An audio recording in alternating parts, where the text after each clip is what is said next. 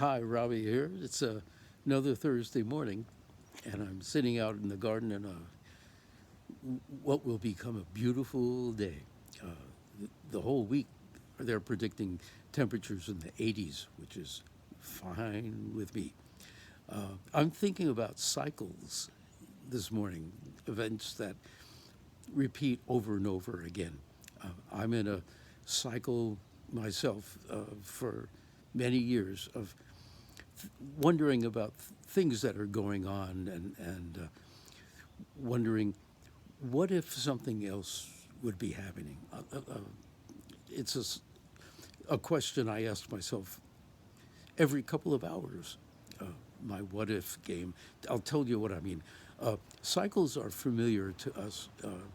Every 24 hours, there's another sunset and another sunrise. Half that cycle later. Every 365 days, there's another cycle of changes in the climate, changes in the garden around us, more leaves,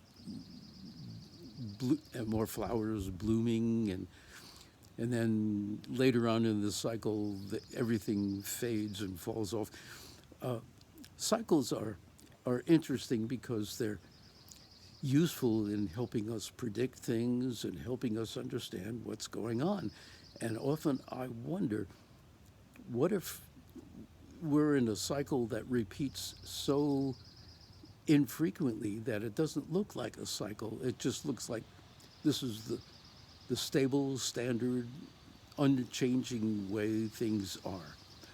I'm thinking about that particularly because every once in a while, as I help people prepare the music for their celebrations, for music for the band to play, I'm talking with a bride-to-be or a company event planner, and they say something like, Robbie, we'd like the band to prepare to play Fly Me to the Moon by Frank Sinatra. And I think that's a wonderful tune, a wonderful request, and we're happy to do it. But I'm accustomed to thinking about songs in terms of who composed them rather than who recorded them.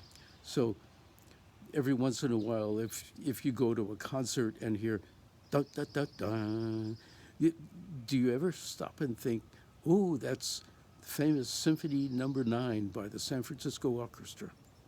No, you're probably thinking, ooh, that's famous Beethoven's Symphony Number 9.